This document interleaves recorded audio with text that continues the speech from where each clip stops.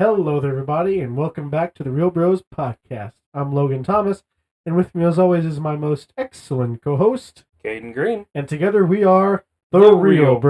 Bros. And today we are covering one of my favorite movies of all time, Caden's 2. It's the original Ghostbusters, Oh yeah. not 2016 Ghostbusters, Shh.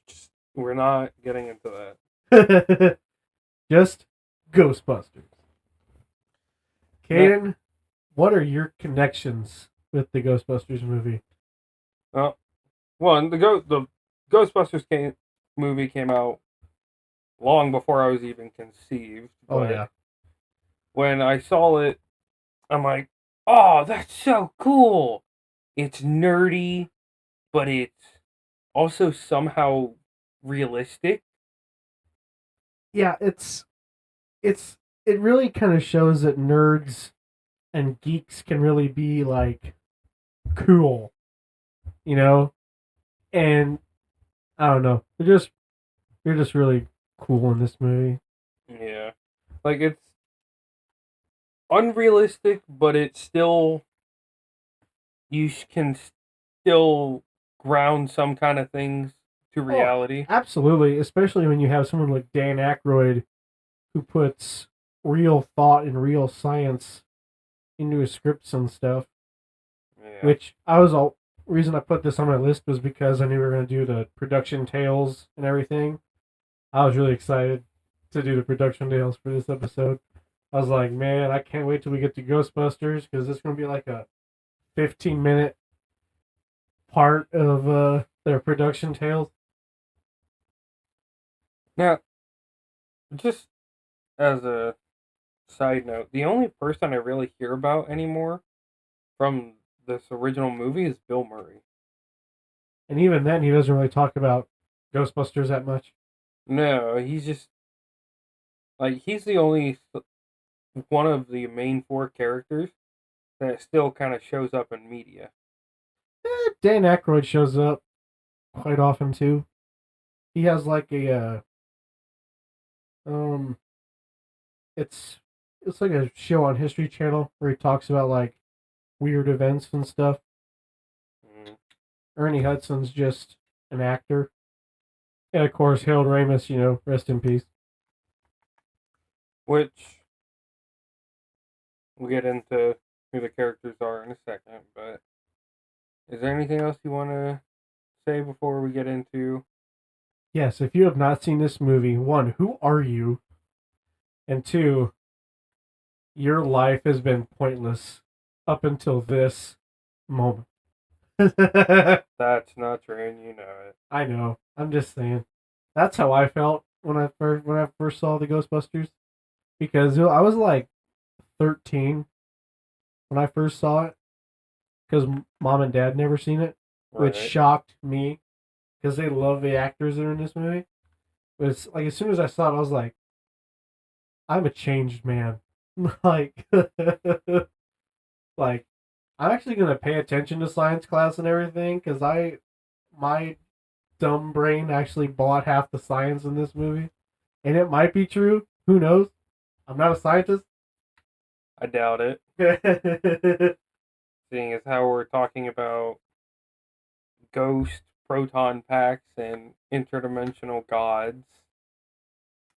science, not the spiritualism of the movie. But There's a difference. is there anything else you want to add before I get into the quick review? No, let's just do it. I know we're gonna be talking a lot on this one, so let's Oh, just yeah. try to stay on track as much as possible.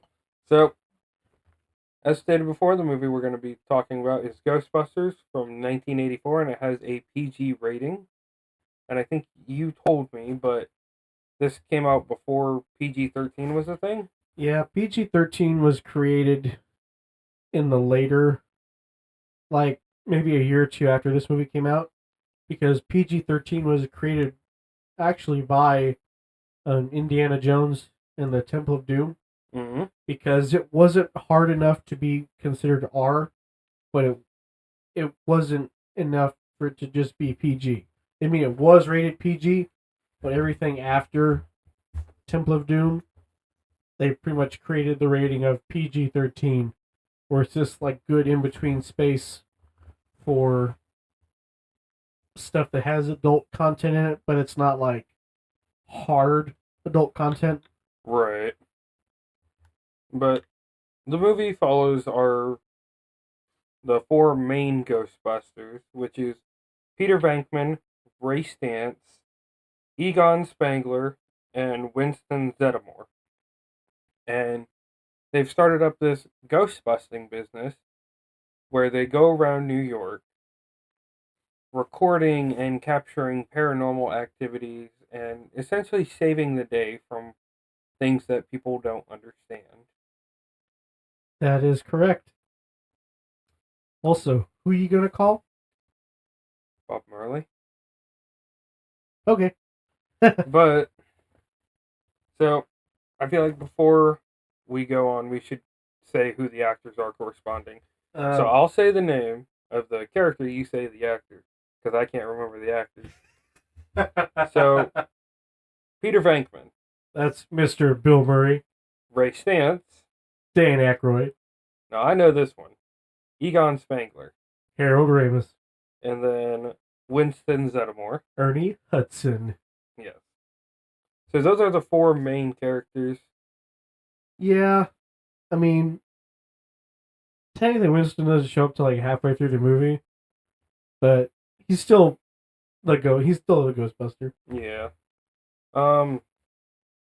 This is a fun little fact. I know I told you this, but that we both have the same Ghostbusters game. Yes. And at some point a couple years ago, they came out with a remastered version for new gen consoles. Yes. Well, at the beginning and the end of the game, when the credits are showing, it'll say in loving memory of Harold. Yeah, Egon Spangler's actor. Mm-hmm. And that's partly due to the fact that Harold and Dan Aykroyd, they both had big parts to play outside of just acting in the movies. It's Dan Aykroyd's original story, but Harold brought a lot of the science stuff to the script. Now, that's the thing about that specific Ghostbusters the game. It's because the entire thing is written by Dan and Harold. Right. And it is essentially Ghostbusters 3. Now, you can take it as canonical or non canonical. I'd like to think of it as it is. Kind of. Because, like, if you, like, take, like, Ghostbusters Afterlife and everything, with its continuity and everything, they're not going to bring it up. But it is kind of nice that they... Because one of the original scripts for Ghostbusters 2 was they wanted it to be a little bit darker and it go into, like, realms and stuff. Like, they actually, like, find the afterlife and everything. And so for them to actually be able to, like, tell that story, even if it's just through a different medium, that's really cool. Yeah. And so, like, the traveling to the afterlife part, they do that quite frequently in the game. yes. And that's why I think I like the game for what it is because its size and scale is that of what you would think of as a final part in, like, a Ghostbusters trilogy. Yeah. I mean, even though it is Gozer for a second time, and then he shows back up in Afterlife. I know that's kind of funky to think about, but I mean, it makes sense, you know. it does. They never really stopped him. Even never in the really video game. Never really destroy him. No. Aside from the video game, but even then, Yeah. you know, it's Gozer the Destroyer, not Gozer the easy to be rid of. Yeah, absolutely. But yeah, go see this movie if you have not seen this movie. This is like pure '80s amazingness. Oh yeah, like there are several scenes of the actors running through the streets. There's people that you would expect to be in an '80s getup. Yeah. This is just a great movie. Honestly, I would have had it higher if I didn't like any of the movies that are higher on my list. But Yeah. this is a good middle ground movie, and so I can just turn this on and just chill to it. Like I don't have to like have my brain on high High alert. yeah, just to watch this movie. I see it. The movie does have profanity, correct? That is that, and there is a lot of sexual innuendos. Yes. There's not adult content. It's just like very innuendo. Like they reference it, Yes, but at no point is it ever shown. explicit. There's nothing like explicit in this movie. And what else is it? There's actual like physical violence at a couple points, isn't there? Or is it just the one time that I'm thinking of? There's I wouldn't exactly call it physical violence, but yeah, it's more of science fiction violence. Well, not just that, but like all the slapping that gets done. Oh, that's meh.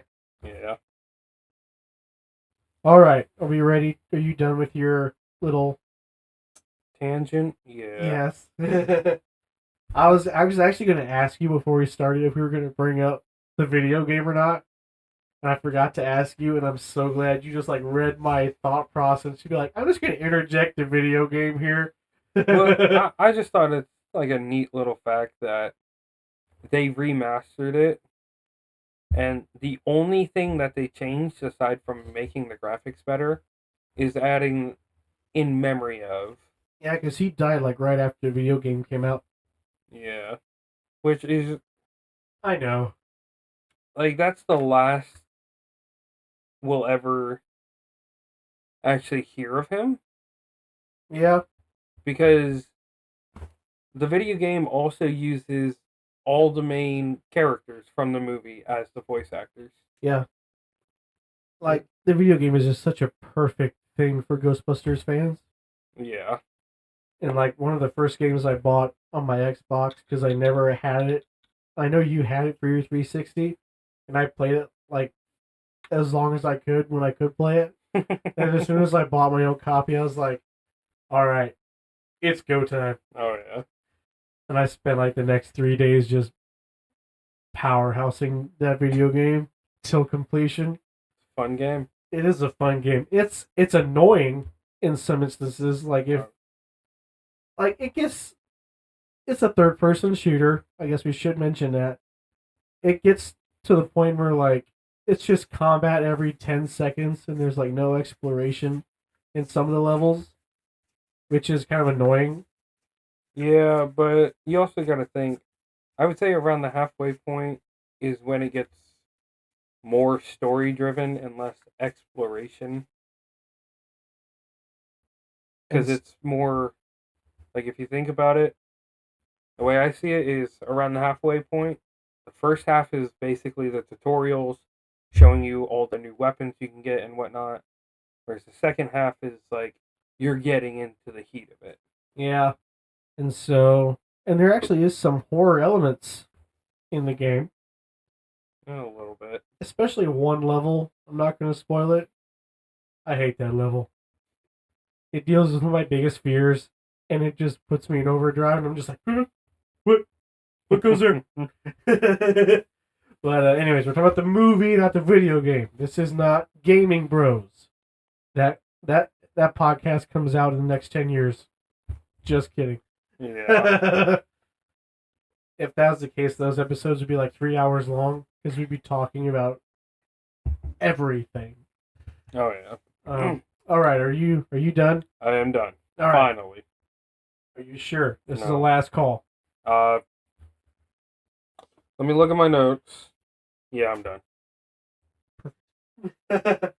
Now, as I said, I was kind of excited for this production tales. Right. Is like I'm a big fan of watching bonus features and everything. and I'd watch the bonus features of this a lot more frequently because I just love the story of how this movie got made. And it's actually kind of sad too, but we're gonna get into it Okay. right now. Ghostbusters was inspired by Dan Aykroyd's fascination with the belief of the paranormal, which he inherited from his father, who actually wrote a book called A History of Ghosts. His mother, who claimed to have seen ghosts, and his father experimented with radios to connect with the dead. Oh, okay. And his great great grandfather was actually a renowned spiritualist. That's kind of cool. And in 1981, Aykroyd read an article on quantum physics and parapsychology. I always forget he's like a smart guy. Like Dan Aykroyd is like almost genius level stuff. Yeah, Dan Aykroyd and Harold, both of them, right? Yeah, they're both geniuses. Um, yeah, he read an article of parapsychology in the Journal of the American Society for Physical Research, which gave him the idea of trapping ghosts. So far, so good. He also had the idea of catching ghosts from the mid 20th century comics, like Abbott and Costello, Bob Hope and the Ghost Breakers, and the Bowery Boys. Okay. So he like grew up on all like those Yeah. serials and stuff. Yeah. So he's got some background to the ghost stuff. Yeah, and if you like listen to anything, like he goes on like a talk show or something, he always talks about how Ghostbusters was like his magnum opus, and how like he tried to pour as much real research and stuff into the script as he most possibly could, because this subject is very near and dear to him. Right. And Aykroyd wrote the original script to star alongside two people, not four. Originally, it was supposed to be Eddie Murphy because of SNL. He and John Belushi, of course, people know him from Blues Brothers and SNL in general. Originally, from what I understand, it was supposed to be like not scientific based. It was supposed to be more like a horror movie with like some comedic bits. So they completely changed what the original idea was after, sadly, John Belushi passed away. Right. And so Aykroyd recalling writing one of Belushi's lines when producer and talent agent Bernie Brillstein called him and to inform him of his death. And so Aykroyd decided to make a quick change and asked Bill Murray to join him, because he was on SNL a lot in the 80s with them too and everything. Right. And so he agreed to join without any kind of agreement or anything. He's just like, I'm in. And that's one of the things about Bill Murray is he doesn't promote stuff unless he believes in it. Right. And Ghostbusters is one of the few movies he's in where he's like, this is something special. Yeah, that's It's not wrong. like right off the top of my head, I think possibly the two most well-known Bill Murray movies are Groundhog Day and Ghostbusters. Stripes is in there too somewhere. Never seen it. Oh. So I couldn't tell you. Oh, man. Granted, I'm not an Eddie Murphy fanatic. Eddie Murphy is not that either. Why am I doing this? You said Eddie Murphy, now he's stuck in my head. I'm not a Bill Murray fanatic. It's okay, donkey. Yeah, I figured that get a little bit of something out of you. Yeah. Anyways, Aykroyd pitched his concept. He actually had like concept sketches and everything for Ghostbusters. Ooh. So like he had the entire movie in his head. In his head. because like the Marshmallow Man, he did the concept work for the proton packs and everything. Wait, what did you call them? Proton packs. Okay. What did you think I said? I heard pro dog packs. Pro dog packs. What are you talking about?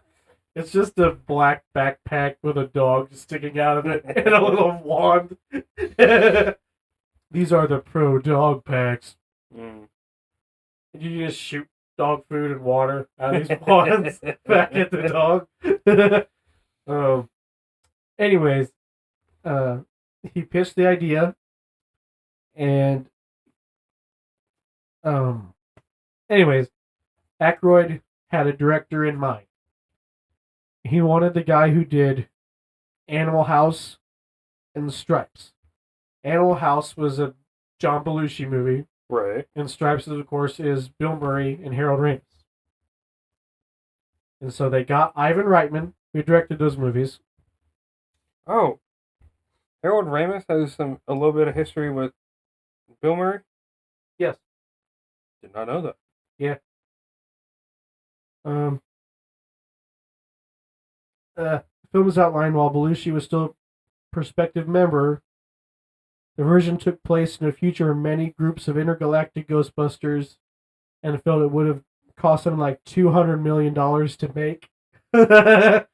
Oh, yeah, no thank you on that. Aykroyd's original 70 to 80 page script treatment was more serious in tone and was intended to be scary.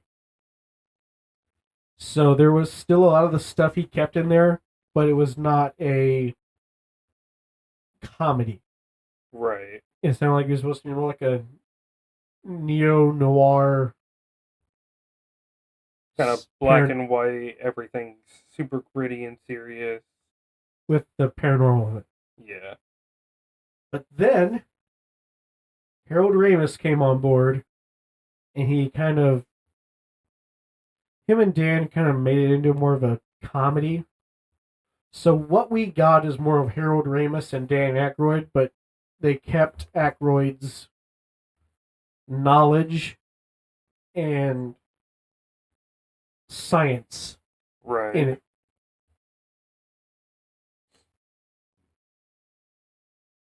And so everything with the special effects, by the way, the special effects in this movie are really good. Are top notch. For the 80s, they still hold up to me. Oh yeah. So they tried to pitch the film to Columbia Pictures, and they asked for some changes. And so they had to work around their script, and they got it to around 25 to 30 million. That's not bad. You just imagine them just being like, "Hey, here's my $200 million script idea. Here's 30. Make it happen." Which they did, but they did. I can definitely see it being a struggle. And after they got picked up by Columbia, they had to change the title. It was originally Ghostbusters, like the original title. Like 2 words. No. But there was a show in the 70s called The Ghostbusters. So they had to come up with a lot of different scripts. Some of Aykroyd's titles were Ghost Stoppers, Ghost Breakers, Ghost Smashers. They just keep getting worse the more you list off. They do. Eventually they figured out a way to make it Ghostbusters. And so they cut it into one word. Yeah. And I'm sure they had to buy some of the other you know what I mean. And I feel like if they would have gone with like one word but added the at the front, that's when more legal trouble would have came in. Yeah, and I honestly just Ghostbusters rolls off the tongue. Not like, hey, We're gonna go see the Ghostbusters. Yeah. Yeah. Aykroyd actually says he drew inspiration for all the characters, like the four main guys from The Wizard of Oz. Oh. He's- Huh? he says you got Peter, Ray, and Egon, Uh-huh. and together you have the Scarecrow, the Lion, and the Tin Man. So what? Does that mean that Zeddemore is Dorothy? he's Toto. No, he's Dorothy. But like, who would you say is who? Like, would Peter be the Tin Man? Because he actually doesn't really believe in this stuff, so he's kind of stiff about it. But like, he also comes around to it by the end. I feel like Egon would have to be the No, yeah.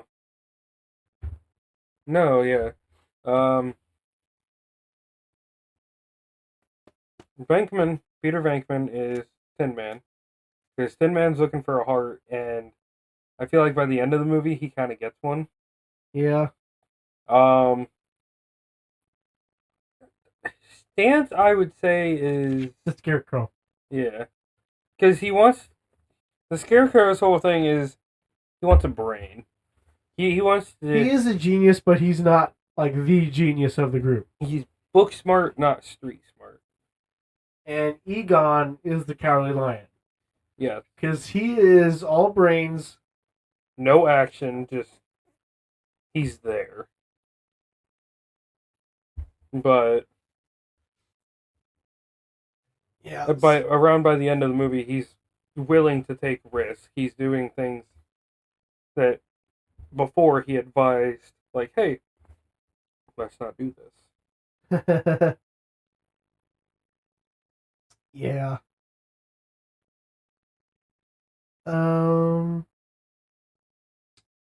Honestly, it says here at one point, Bill Murray might not have been able to appear in the movie because of some form of legal instance or whatever. Oh, because he was working on another project at the same time. Mm. So, other ideas for Venkman's character were Michael Keaton. That would not have been bad. Mm. It wouldn't have been as good, but it not wouldn't bad. have been bad. No. Chevy Chase, I would have hated it. I'm not a big Chevy Chase fan. What else has he been in? He's National Lampoon's Christmas Vacation. Clark Griswold. Anywho, Tom Hanks, Robin Williams. No, It wouldn't have been. I love Robin Williams. I love all he does. I love Robin Williams. I love all he does, but his roles are more silly comedy. I feel like Bill Murray is sarcastic comedy. yes. And he will obviously say that probably Peter Venkman is like the main character ish. Because he has like the most. I don't want to say he has the most growth. But he. How do I want to say this? He goes from being this cynical non believer to being this guy who's willing to save the world. He goes from the cynical non-believer womanizer to this kind of good-hearted believing womanizer. Yes. He's still a scumbag, but he's a lot less of a scumbag. He's a scumbag, but he's better. Yeah. But, he's a nicer scumbag. Yeah, like I said, I can't see Robin Williams. I can't see it. Ooh. Ooh. Originally, John Candy was offered the role of Louis Tully. John Candy. Uncle Buck. Hold on. Just keep going. I would have loved that. It wouldn't have been the Rick Moranis version of the character we got. It would have very it very much would have been like an Uncle Buck kind of character. Okay, You okay. see it now, don't you? Well, no, but I know who the guy is. I could see where it would still be funny, Oh yeah. but it wouldn't have been as awkward and wimpy as Rick Moranis brings to it. Yeah. He would have just been like the annoying neighbor, not the hey guys, you want to come to my party? Yeah, he just I feel like he just would have been screaming, "Hey, come to my party!" And when Lewis asked like, "Who does your taxes?" Like, "Hey, you guys need some taxes done." I know a guy. I know a guy. He's good. It's me. I'm real good. That I would have loved that. I kind of wish I would have. It was like, and I wish they would have like did like a screening for it, like they had like the test screening and everything. Right. I would have loved to see what his Lewis Tully would have been like. We lost too many good actors. Yeah, because from what I read, he was only like 47. Yeah, he died. I think it was something to do with his weight, I think. Mm. But other than that, everything in the movie went smoothly. He died of a heart attack. Mm. So it may have been something with his weight, but Who's to say? yeah. Anyway, real quick, two other characters kind of play a big role that we haven't gotten to are obviously Mr. Tully, who's played by Rick Moranis, and what's the lady's name? Are we talking about the receptionist or No. that's Dana Barrett? And she is played by Sigourney Weaver. But that I just thought I would bring that in as a little Dude, tidbit. Sigourney Weaver, she wasn't really a star until Alien came out. But like you going from hard action to hard horror to horror comedy, and your transition being flawless, it's great. You're gonna make a name for yourself. I'm sorry, we just love Sigourney Weaver. She's awesome. Like she's awesome. I love Alien. It's one of my favorite. It's not one of my top 10 favorite movies, but it's definitely up there. See, I have actually never seen any of the Alien movies. Really? Yeah. I've And I think the only Predator movie I've seen was the one me and you went to the theaters to go see. Oh, the new one. Yeah. Not I wouldn't say the new one, but I think it's like the Predator, Something like that. not Predator. Yeah, something like that. I know which one you're talking about. I'm still waiting for the sequel for that one, by the way, because they like set one up, and we're still waiting. About 10 years later, we're still waiting for that sequel and not prequel Predators. Yeah. I have not seen Prey. Yeah, I really want to. But, anyways, we're Right. talking about different franchises here. Yeah. Other than that, the production went smoothly. After they got everything locked down, it just went smooth. The budget for this movie they did lock in at 30 million. Okay. So for 84, that's not bad. No. Given the subject material and the stuff they did in the movie. Okay. Especially when like over half of that goes to special effects and makeup and everything. The movie grossed 243 million in the United States alone. Definitely made their money back. And internationally, they made 53 million. So they made the total gross worldwide was $296 million. So they could have done the $200 million. and they would have just barely got it back. But yeah, well, holy crap! It remains to this day the highest grossing movie in the franchise. Understandable. Because I don't think anybody wanted sequels to them. I like to. Like, yeah, I'm not saying they're bad, but it's the curse of a franchise. The It doesn't matter. The second one is always going to be bad. Yeah. In comparison to the first, at least.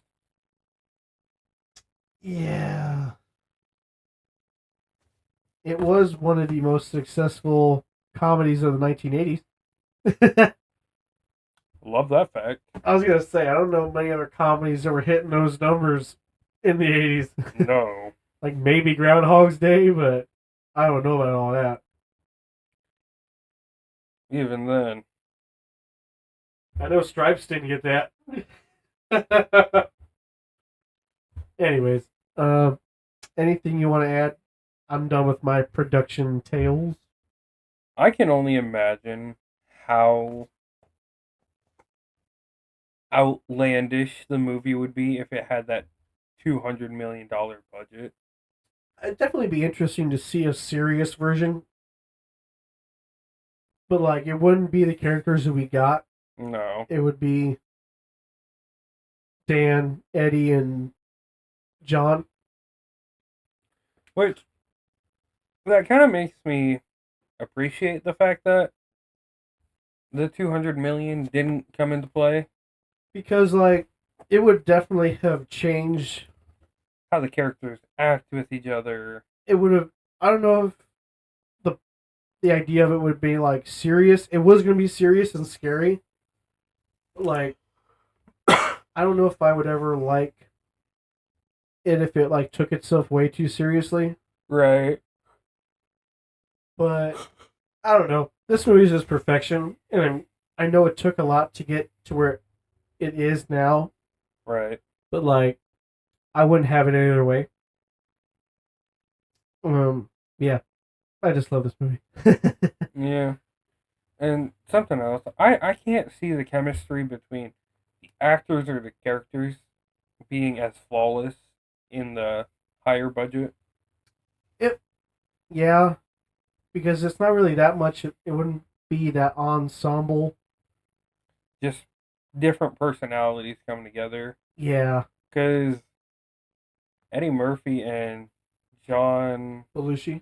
Belushi, they mostly, they're pretty well known for comedies, right? Yes.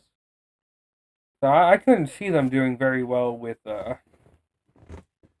like, I mean, like you could consider Beverly Hills Cop a action comedy, mm, but it's still very much a comedy.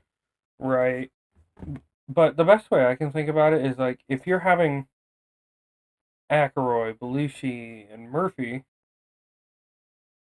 those are like you gotta have Bankman, uh, Stance, and Spangler still, and those obviously, Aykroyd would be Stance, Yeah.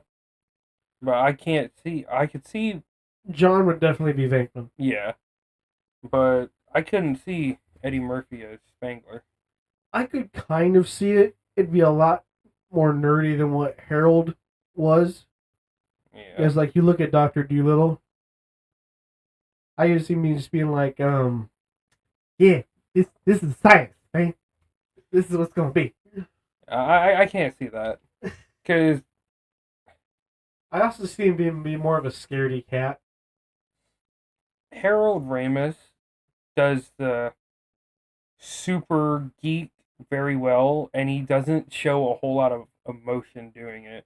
He's very much like the original Sheldon Cooper, kind of. He's just like a robot, and I can't see Murphy doing that very well. It wouldn't be nearly as robotic, and No, it'd be a lot more goofy. yeah, But Anyway, Yeah, anything else you want to add? I don't think so. Um, are we about ready to get into the uh spoiler review? I believe so. This is your warning. Go watch the movie immediately. Pause it. Pause the podcast now. Go watch it. Enjoy it. Rewatch it. Rinse and repeat like 7 times.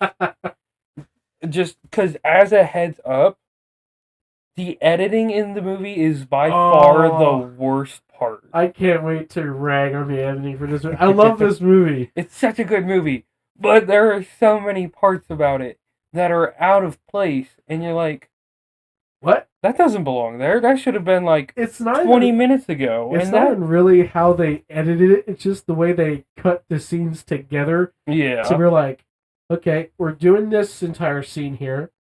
Cut to here. And then it just seems like we're cutting right back to this. Yeah, like there's a flash forward and then it goes back to the present. Yeah. I can't wait to talk about those because I was talking to you about it. Oh yeah. During the movie. And I noticed that and I'm like, oh. I didn't want to ruin Ghostbusters for you, but I feel like I had to point it out since we're going to be talking about it for the podcast. I was like, dude, I found a problem with Ghostbusters. Yeah. All right. So are you ready to get into it? Absolutely. So the movie starts with it's a cold open. It begins in the New York City Library, where we find a elderly, let's say middle-aged. Yeah, ain't nothing about her elderly. I'd say at least 30, 40. I would say between 40 and 50. I wouldn't even say that. Anywho, we're not going to fight over the age of a fictional character. Or will we? Not yet. Okay. Just wait till the other movies come into play for Ghostbusters. They are 80. No. There are 70. No, they're 195. It says so right here in the wiki page that was edited by Mr. Goober 4 years ago. See, that's not even accurate to Frozen Empire. Anywho, we find this librarian pretty much doing typical... Her job. Yeah. She's doing stuff in the... it's the basement, right? Yes. It's a lower level of the library. She's pretty much putting books back. She's doing cataloging. Restocking, pretty much. Restocking, yes. And she walks by, and then books just float across shelves into the other ones, which that is a flawless effect. To this day, how they did this is I don't really know, but I love it. Either they CGI'd it or they used a bunch of different strings. Yes, and you can't tell. That's the cool part. But then she's doing catalogs, and would you say they're like checkout cards that are in the drawers? Maybe. Anywho, there's a bunch of like little note cards that just start flying out of drawers. The drawers are opening and everything. And it's pretty much like snowing book cards right now. And this lady sees it and she's like, oh no. And she runs in like a little nice little chase sequence. She sees the librarian, right? Yeah, but she just pretty much like in a panic just runs through the aisles and everything. Oh yeah. And then she turns around the corner and all of a sudden she just screams and a pink light flashes and we get the theme song. Which we cannot play. Sadly not. We get the title, we get the logo, and it cuts to is it Weaver Hall? I think so. Where we are currently in the parapsychology department. with one, a Peter Beckman. Venkman. Vector. Vector. Peter Vector! Oh, yeah! Oh, dear Lord. Squid launcher! I didn't know how to respond to that, but I guess you could say my acting's quite despicable at times.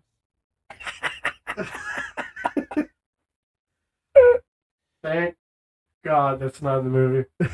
Oh, I'm hilarious. Hilarious. We find Peter conducting an experiment with two volunteers, a male and a female, and he says he's testing the negative reinforcement of ESP ability.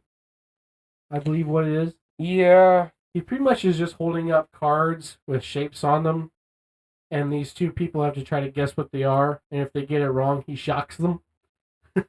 Which that doesn't sound very fun. No, especially when he's completely throwing the entire experiment to be trying to get with the girl who's clearly like 10 years younger than him.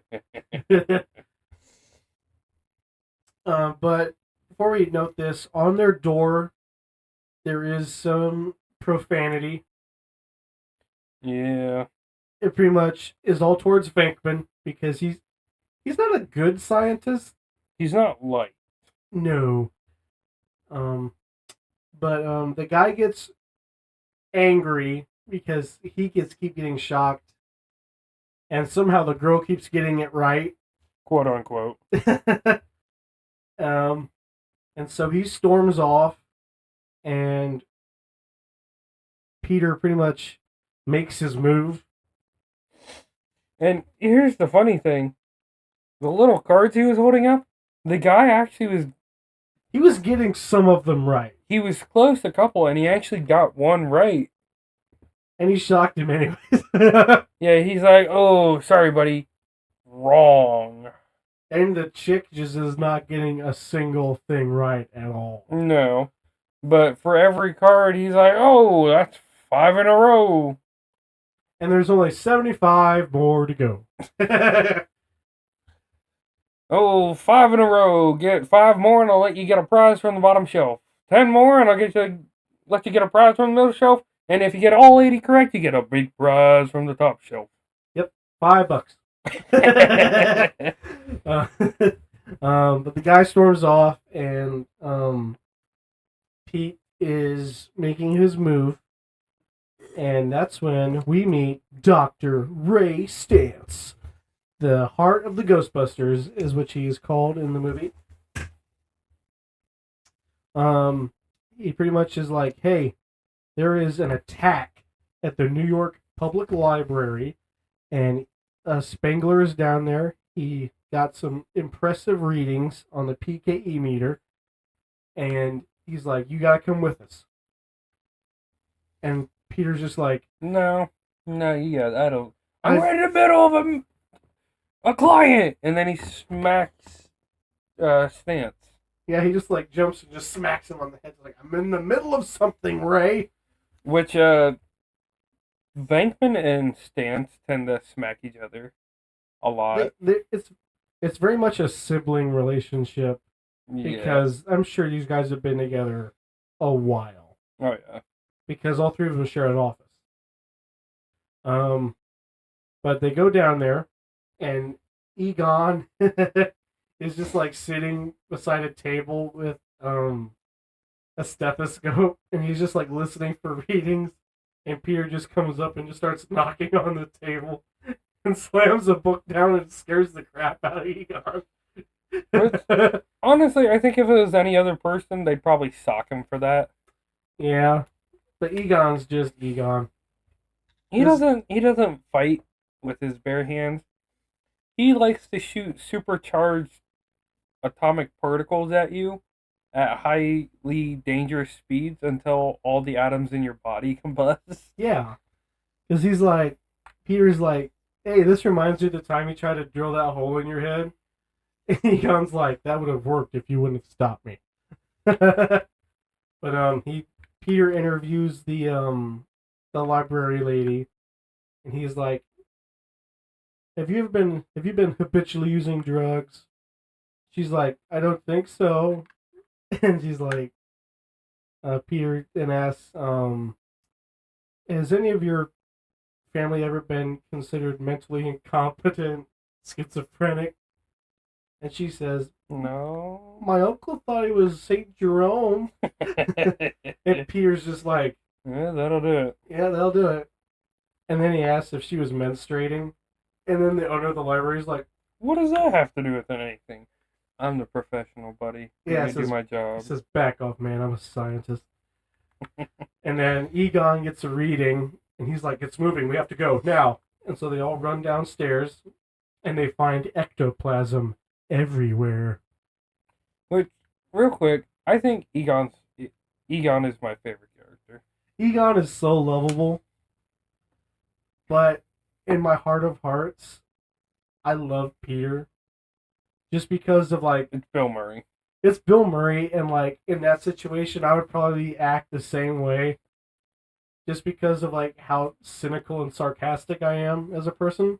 Right. But he asked for a sample, and so Peter's just like taking a petri dish and just like trying to scrape as much off of a drawer as he can.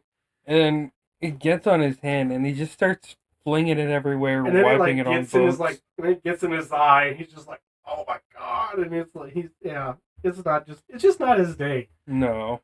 And so It's not his next couple of months either. no, so Middle ground. middle ground, middle ground going upwards, but still has some down slopes. And one very deep down slope. One very deep down slope. So they walk past a bookshelf and it collapses on them. He's like, "Has this ever happened to you guys before?" And I'm just like, "No." This is a first. It's like, okay. And so they keep following the readings, and they come across book stacking. Hi, welcome to the Real Bros, where we have redneck language. Aircraft. but but I can't remember. Was it Spangler or It was Ray. Ray? She's like asymmetrical book stacking, just like the Tuskegee blast of 1909. And Venkman being the smart aleck that he is, he's like, "Oh yeah, how paranormal! Nobody ever stacks books like this." And then they keep walking, and then they come around a corner, and boom, the Gray Lady. Is that her name? That's what they call her in the video game. That's what I've come to just like. I thought her name was the librarian. The librarian, the Gray Lady. Which is weird, because she's not even gray. She's purple, but She's purplish pink. that's one of the things I love about the video game is you get to tackle this ghost, Oh, yeah. and Ray in the video game is just like, this is the one ghost that made us look like schmucks. Like, I am never being considered a crybaby again. We're getting this ghost. And then she's like the most terrifying boss in the entire game. But anywho, he's like, what do we do? And Egon's just like looking at like a little electronic notebook, and he's just like, stop that. Yeah. Venkman just wants to get the job done. And so Ray's just like, we should definitely try to talk to it. And then Ray and Egon just like death stare at Peter, and he's just like, come on. I don't even want to be here. And so he goes up to her, and he's like, hi there. I'm Peter. Where are you from originally? And she just shh. And that's another thing in the video game. Ray's just like, enough of the shushing. Yeah, in the game, like before you actually fight her, you chase her through New York's library, and there will be certain points where you'll catch up, and she'll just shush you before she runs again.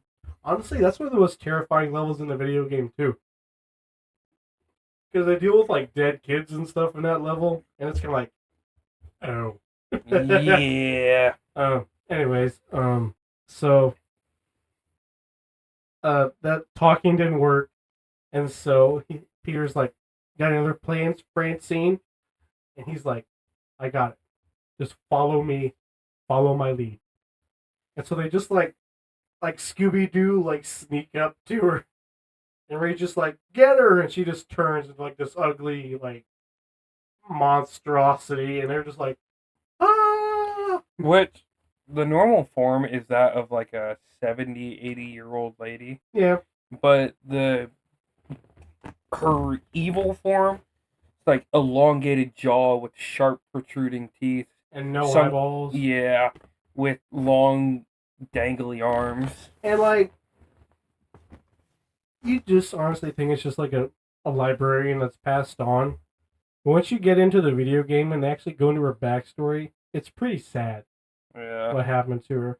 That's why I love the video game, because it expands on the first two movies. Yeah. It adds layers that you never really would have gotten in any other medium. Right. Maybe other than a 3-hour long movie. Yeah.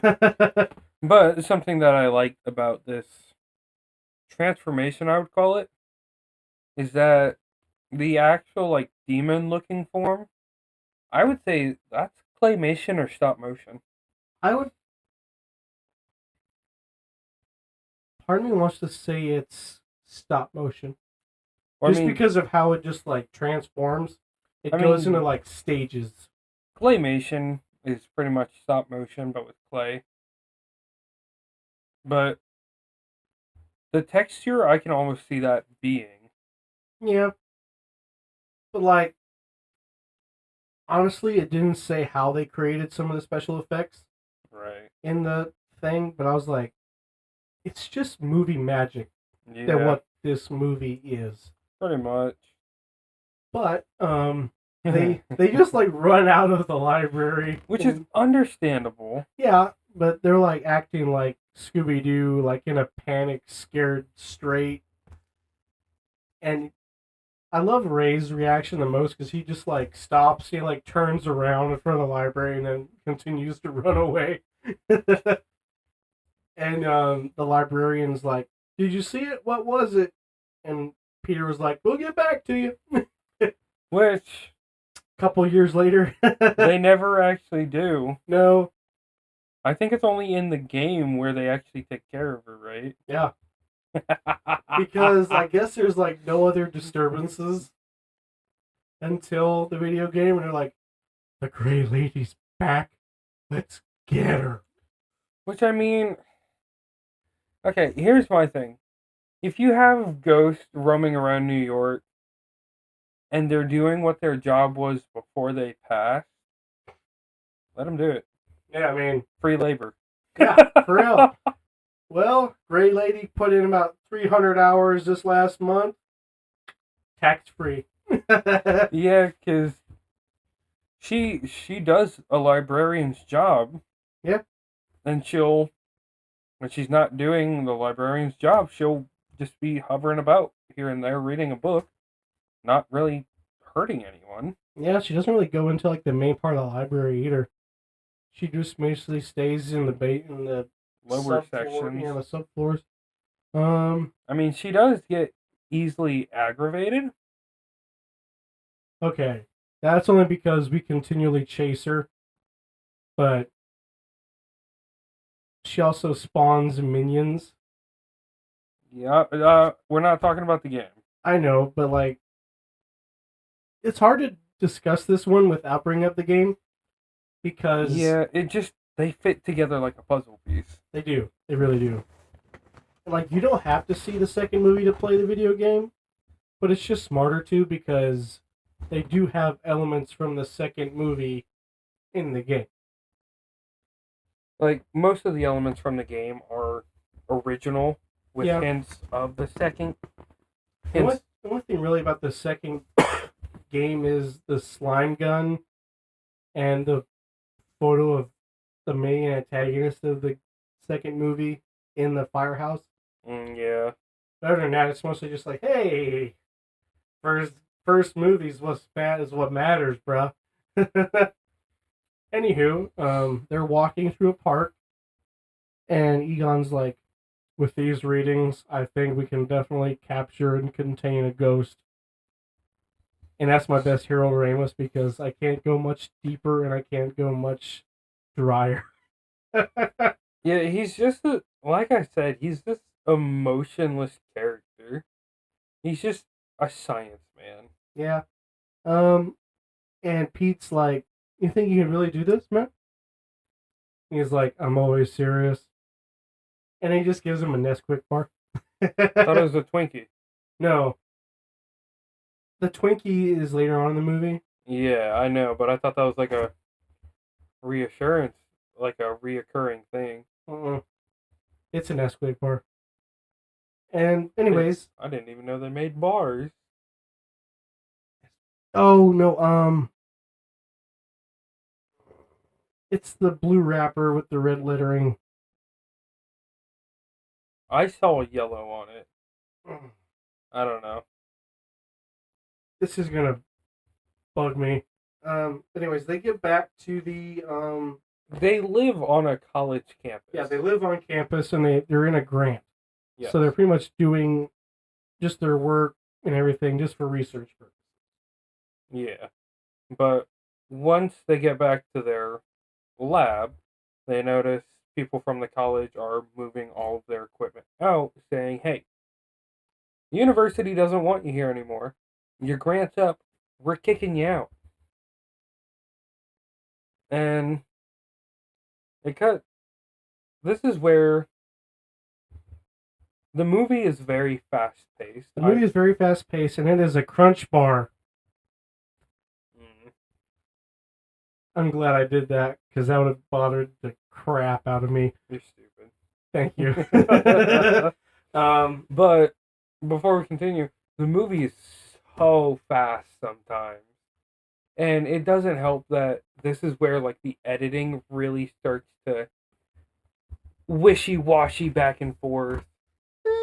Yeah, it's more in like the second act when they're trying to set up different things is when it gets because just like the editing is pretty much trying to move the story along, but it's jumping so it can do like two different tangents at once.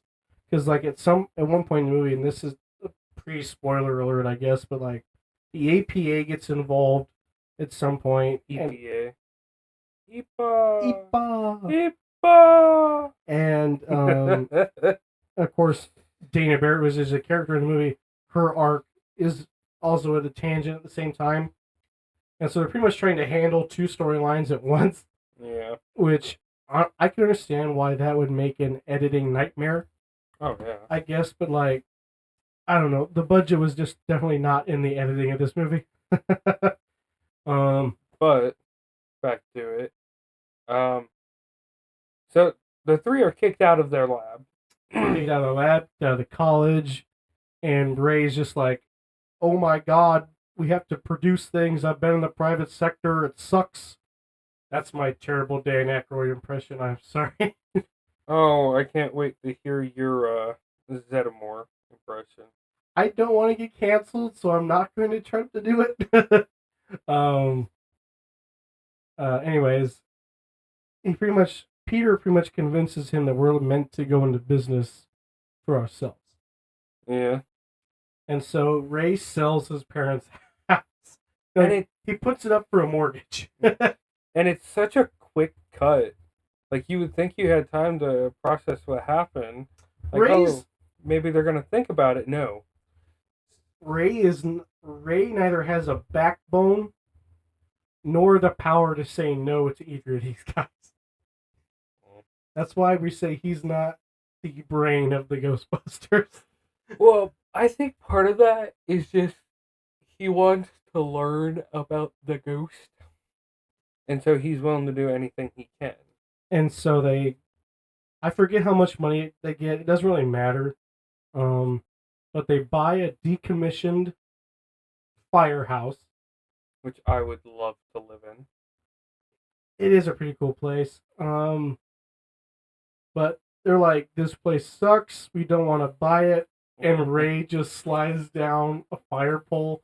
He's like, this place is great. When can we move in? And he's like, we should sleep here tonight to try it out. And Egon's just like, don't do it. Don't do it. And Peter's just like, yeah, I think we'll take it. And that's when it cuts to Dana Barrett, played by Sigourney Weaver. When we were watching this and I was taking my notes, I thought this happened like a little bit later, but because I wrote down pretty much them building up the business montage in my notes, and then this happened. I was like, oh crap, I have to amend my notes. But, and that's why you write things down as they happen, not how you think they happen. That's why I leave myself space in between each of my notes so I can fix myself. But we meet Dana Barrett. She brings her groceries. She is a cellist for a symphony, I believe. I don't know. Anyway, I thought she was an opera singer. She's a cellist. Goes into more of that in the second movie. But anyways, we're not talking about that, and we're done talking about the game. Good luck with that, because you're gonna want to bring up the game again. I know you. Hey, you just lost the game. Anyway, she's bringing home her groceries, and we meet her neighbor, Mr. Lewis Tully. Oh, I love it. I love this guy. He locks himself out of his apartment unknowingly, sorry. And he's just like, "Hey, I'm having a party this Thursday night. Hey, you wanna come down? I mean, like, also your TV was on, and so I turned mine on too, so they couldn't yell at just you." This guy clearly wants this chick, but it's not happening. It's never going to happen. And I love his actor.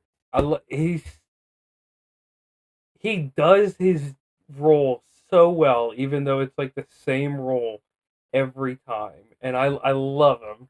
He's a little bit smarter in Spaceballs, but not by much. No. Oh, what else has he? Little Shop of Horrors. That's right. He plays a little bit of a smarter character in Shop of Horrors. I think that's probably his smartest role. Yeah, because like he knows what's going on is messed up, but he just is so scared to do anything about it. Yeah. Anyways, he locks himself out, as one does. And so Dana is putting away her groceries, and her eggs open themselves, and they squirt out onto the. They boil.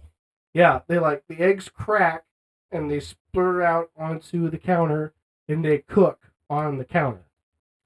And I don't know if you've ever had that happen to you. I would not try those eggs.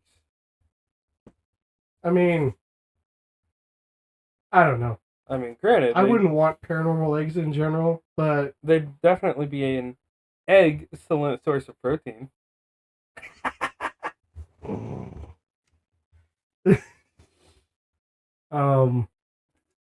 And then there's a low growling in her fridge,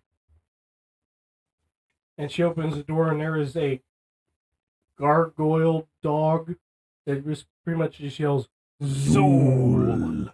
Well, you also got to think, it's not just a gargoyle dog. Her entire fridge is pretty much an empty space. It's another dimension. Yeah. I wonder how many groceries she could fit in there.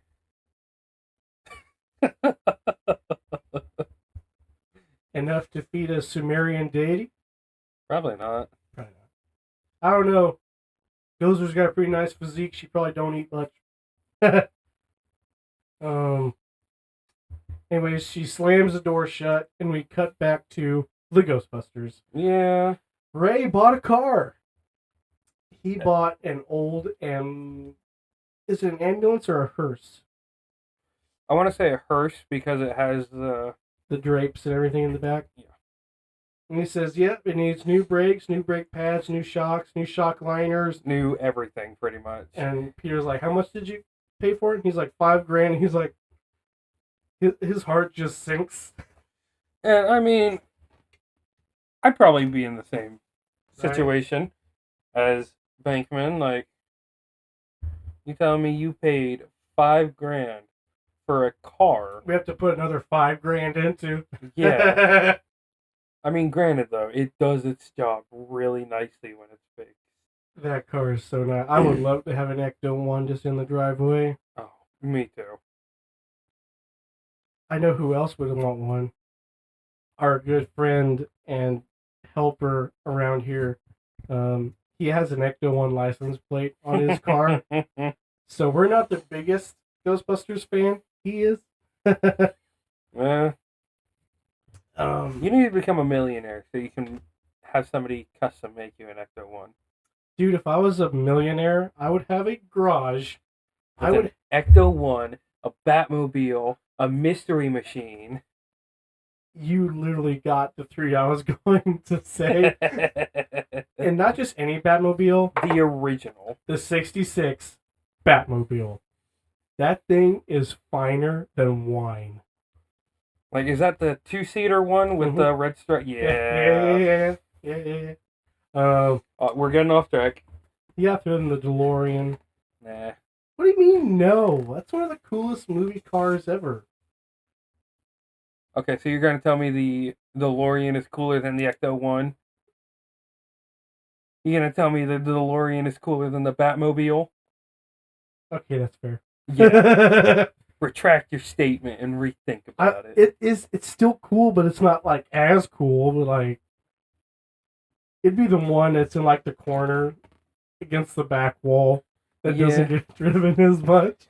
It's just got like a bunch of cobwebs and dust on it. Like I have one in the back. It just don't get used as much because I'm too busy using the mystery machine more often because I got kids, you know. Yeah. Every now and then I'll take them out in the Batmobile. They really like to press the oil slick button. My neighbors hate it, but Yeah. I usually have to take the power washer out in the road and just kind of like clean it up. But it reminds me, I need to tape up the oil slick button. My neighbors really don't like the ECTO one either. They say they hate the siren, whatever that means. Yeah, it's just a... I drive it to work every day, and I usually have it on at 3 a.m. I don't know what their problem is. Anyways, they have a sign up, and they have hired Janine Melnitz, who is the greatest receptionist in cinema history. And I'm going to spoil it. Probably the only love interest for Egon Spangler. They don't get together, and he ends up with a daughter in Afterlife. So he eventually finds someone somewhere that we don't know who it is. It might be her. Maybe. We don't know. And Janine just does not remember having a daughter at all. Like, who are you? Yeah. I don't remember that. She's a very snarky... She's very Jersey. Snarky, very quick-witted. Very. I would not want to get on her bad side. No, but Venkman doesn't care. No, he's like, just type something. We're paying you for this stuff. And you got the bug eyes. He's just like... That's right. I forgot he said that. And then he just turns around and he's like, Janine, I'm sorry about the bug eyes thing. And his office is just like right behind her. In a no-walled section. He's just like, I'm going to be in my office. Oh, and it's like she's got the old granny glasses. She does. With like the... With the chain that links to her and everything. Come on, we pay you to do this. Plus, you got bug eyes. Stop staring at me. And then Egon just appears from underneath her desk. And all she says is, you're quite handy. And of course, he's just setting up her computer. Yeah. That's one of the sexual innuendos we're talking about. But she pretty much goes on and tells him, like, I like to read. I'm very intellectual. I also like racquetball. What do you do? And he's like, I collect spores, molds, and fungus. Which, honestly, I would be okay with them getting together. Yeah, they're that cute oddball couple. Yeah. It's like their two weirdnesses just make one normal person. But then of course Dana Barrett arrives, and she says, "This is the Ghostbusters, right?" Well, she saw an ad before, and I think it was the commercial. yes, because she had left. She was in her living room at first before all the groceries started popping. Yeah, and the Ghostbusters commercial was on. Yes, and she's just kind of like, oh, these guys don't know what they're doing. They don't know nothing. And then you have one paranormal experience. She's like, okay, I believe you. I believe you. I believe you. And she gets there and she's like, hey, are you guys taking requests? And Janine's like, yeah. And Peter just like hurls over his entire. And like, it's got like a little gate section. He just like hurls over the gate. And whenever I watch this scene, all I can focus on is his foot, which clips the door. Yeah, and the door just like wiggles. But you gotta be impressed with him because he still stuck it despite his foot clipping. Yeah, and he's just like, I'm Peter Venkman. Can I help you? And she's like, yeah, I think I have a paranormal oddity. I haven't been back to my apartment in a couple days. And so they do like this brain scan, and I don't want to spoil anything, but when they do this brain scan, it shows like your face with like infrared imagery and everything. Later on in the movie, they're doing the brain scan on another character, and this character is possessed by one of those gargoyles. Yes. And on that screen, it shows the gargoyle head on their brain scan. That kind of makes me think it's like a spiritual scan. I think. I don't know. I noticed it for the first time. I was like, that's cool. But they're pretty much like, the building could have psychic turbulence. The building could be haunted. Could be a past life experience intruding on present time. And Peter's like, I don't believe any of that myself, but there are some things we do in circumstances like this. And so they're pretty much like, yeah, we'll do some research. And Pete Venkman's like, well, then I'll take Miss Barrett back to her apartment and check her out. Check out her apartment. He's not very subtle. No. And so they go back to the apartment, and he has this. It's like this squirt weird wand that they never explain what it is. I don't think it does anything. I think he's just holding it to be like, oh yeah, this is my paranormal investigation tool. He's like, I'm not getting any readings on this thing, and there's not even a display on the pack he's holding. No. I think it's supposed to be like a microphone. I don't know. It's Venkman. It is. She pretty much calls him a game show host and not a scientist. Which is not wrong. It is not wrong. But he's pretty much like, I'm not getting any readings. There's nothing here. He's like, but I am madly in love with you. And she kicks him out. He's like, I will solve your case for you, my lady. And spoiler alert, he does. He does. And this is the first instance of editing issues. Yeah. So after he gets kicked out, Lewis thinks it's her, so he walks out and he gets himself locked out again. And Peter's just walking down the hall, and you just see Lewis trying to get back in, and then just cut. And there is a scene there somewhere. Oh yeah. Like the setup is almost perfect for Venkman and Mr. Tully to have a conversation. Yeah. Like, you're just stuck there in the hallway and just somebody just walks by you like you're not going to say anything.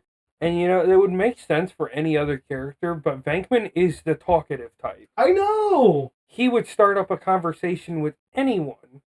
And he literally does. Yeah. Several times in this movie. And it's like, it's so weird. Like, they've had. I could understand them cutting if he would have a grudge against Mr. Tully, but this is the first time he's meeting him. Yeah. I mean, like, come on. Anywho, they cut back and they're eating Chinese food. And Peter's like, I need to draw some of the petty cash we have left. I need to take this chick out, make sure we don't lose her as a client. And, not Spangler, but Ray is like, I hate to break it to you, but what we're eating right now is the last of the petty cash. And he just like, slow down, chew your food. And it's Chinese. It looks good. It does look good. It's like in the classic white box It's the with takeout boxes. Yeah. And then just they have cans of pop, which I think is I love that. Yeah. Because they live there Yeah. in the firehouse. I don't know if you mentioned that or not, but they live there.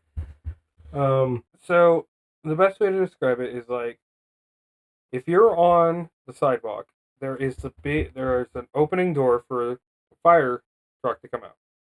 That is where ECTO 1 would be.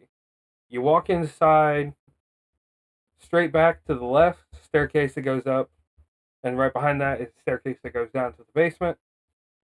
Dead ahead is the offices. Yeah, Janice's office, and right behind that is Bankman's office.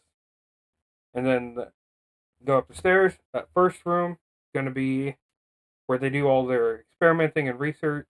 And then the top floor is the living quarters. No, there's no top floor.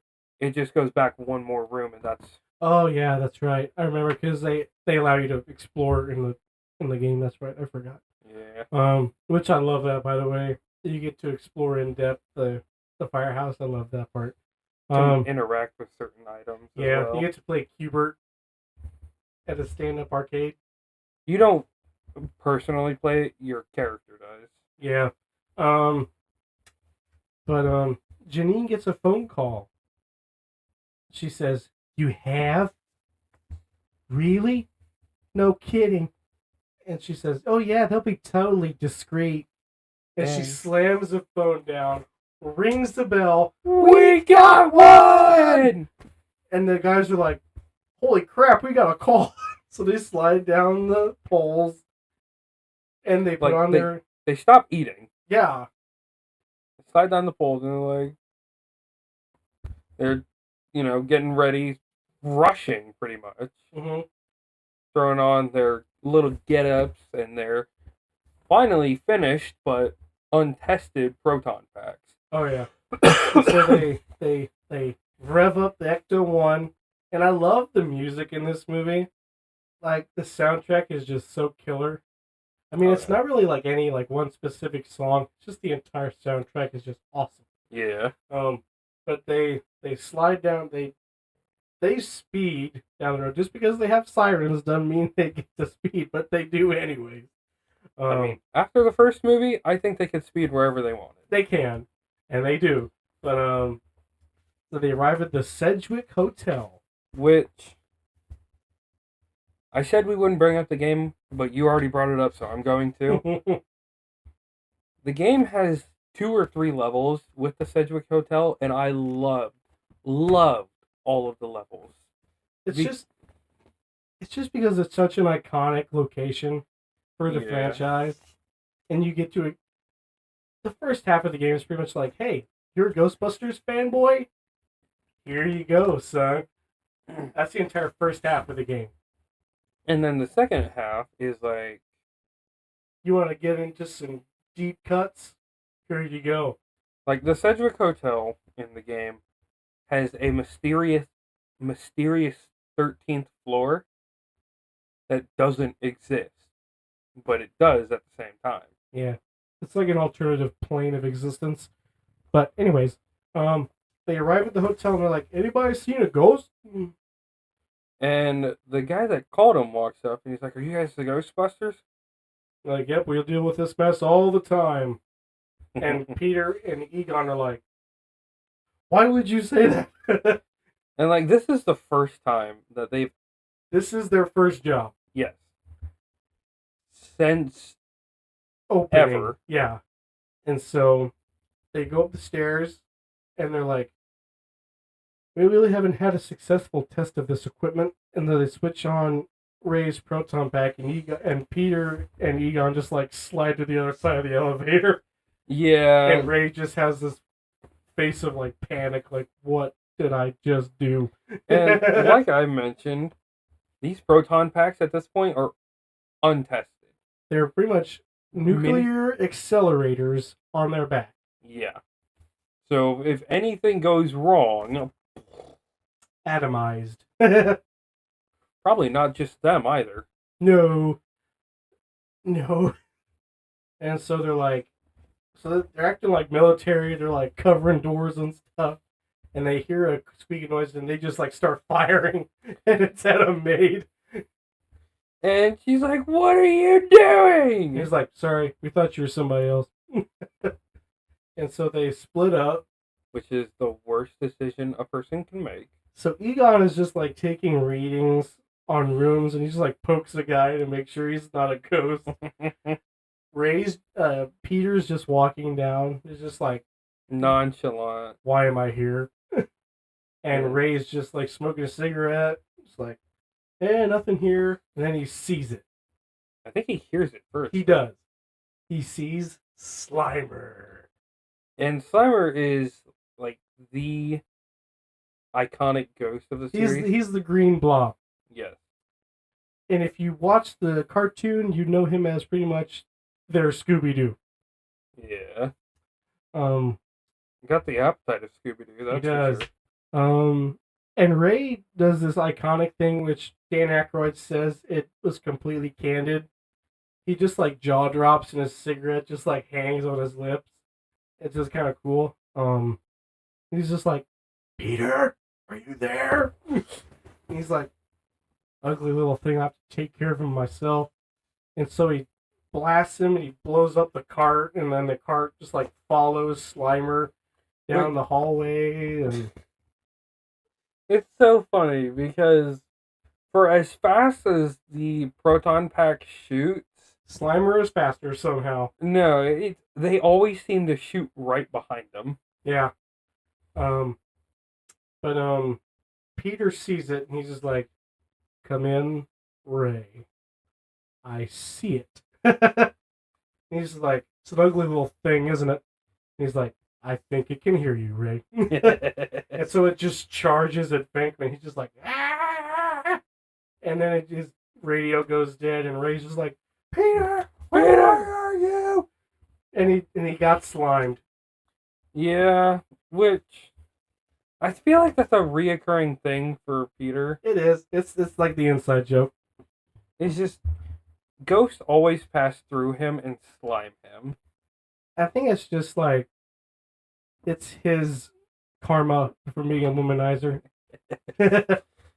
Which I can only assume that that's not fun to clean out. No. Like, it's this thick, viscous slime. It's like jelly, almost. Almost, yeah. Yeah, it's not fun. I can't imagine. I'm sure he's in the shower for a very good while. Oh, yeah. Making sure they got it out of his hair, because it is all up in his hair. Oh, imagine that stuff in your ears. It's in your ears, it's up your nose. Yeah. And, you'd be cleaning that up for weeks. I wouldn't want your laundry bill either. Anyways, take it to a dry cleaner. Like, this is ectoplasmic residue. You got stuff for that? I need this cleaned by tomorrow. Come back tomorrow. What do you mean $2,000? How to get ectoplasmic sludge out?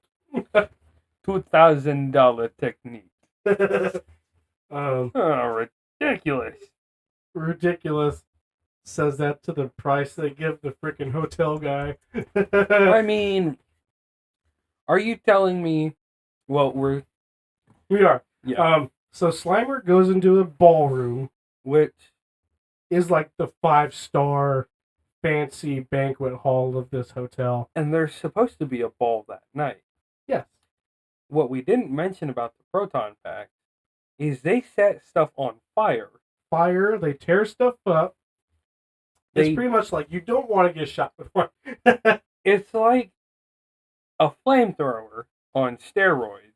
It's a laser flamethrower. That's all it is.